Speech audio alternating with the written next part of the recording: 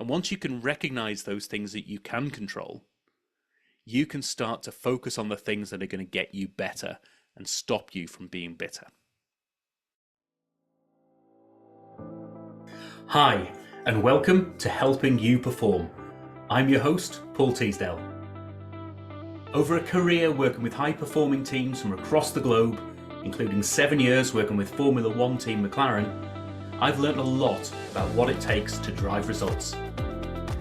In this weekly podcast series, I'm going to be bringing you tips, tricks, and insights from the world of Formula One that you can apply to your organisation for your high performance. Enjoy.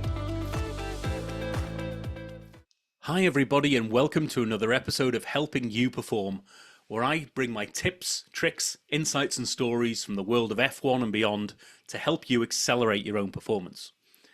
I hope you enjoyed last week's episode 67, where I talked about one of my favourite phrases, don't get bitter, get better. And I want to marry that up this week with another phrase that sort of goes along with that, which is all about control the controllables.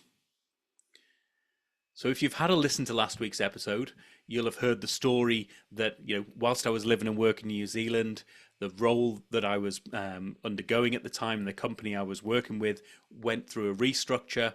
I was unexpectedly made redundant, and I could have felt bitter by that. I did a little bit, but I made a decision to not get bitter, but to get better. Now, how can you do that is the next question.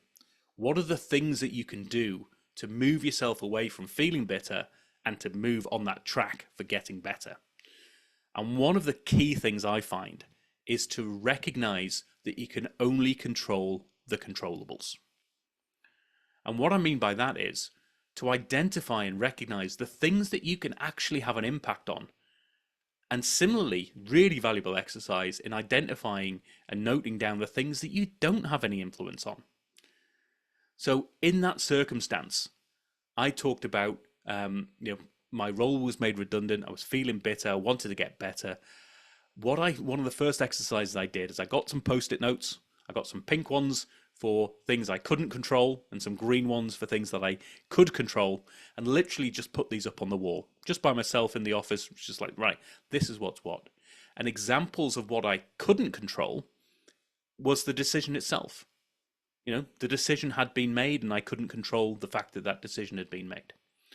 I couldn't control how I'd been perceived in the past. I couldn't control, where this was going to go for the business, because that was above and beyond my sort of scope of control, shall we say. But what I could control are things like how I want to be perceived going forward and going through this process. I could control what roles I applied for. I could control what types of organizations or where I took my career from now.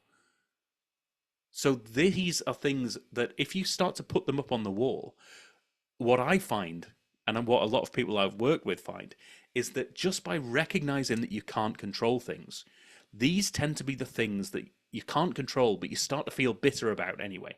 And you have negative energy that is useless because it doesn't get you anywhere because you can't control it. But by identifying those things that you can control, you start to see that actually, if I spend my energy in those controllable areas, the things that are under my influence, then I can have an impact and have results and ultimately get better. So you can see how this links in with don't get bitter, get better. The bitter aspect are the things that you can't control. The better aspect is focusing your energy on the things that you can control. Now, in any circumstance, whether it's in an F1 world, whether it's going through a redundancy or a big change, maybe it's just your day-to-day operation. Have a think about those things for you and your team and your organization. What is in your control and what's out of your control? So quite often bigger examples of what's out of your control, things like the macroeconomic situation, geopolitical wars and things like that. You can't control that generally, depending on what type of industry you're in. But those sorts of things, the economy, the price of petrol, things like that, you're not going to have any direct influence on.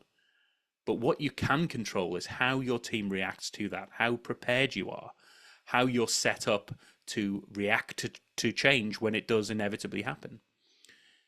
How you choose to communicate that change, that's under your control. And once you can recognize those things that you can control, you can start to focus on the things that are going to get you better and stop you from being bitter. So as always, I'd love to hear your examples as to how you're applying this. Maybe sort of fire me through some other sayings that are hitting true to you and sort of add value to you in your world, in your personal life, in your career development, in your team and your organization's performance. I'd love to hear from them. Maybe they might make it onto an episode of this show as well. But in the meantime, do drop me a line. Go to paulteasdale.co.uk. Drop me a line. Let's find out what are those things that are in your control and out of your control, and what are you doing to focus not on getting bitter, but getting better. And I'll see you in the next episode. Thank you for listening to this episode of the Helping You Perform podcast. If you found value in this episode, please take a moment to like, share, or review the podcast. You can reach out to me at any time, either through LinkedIn or through my website at www.paulteasdale.co.uk. I look forward to speaking to you in the next episode.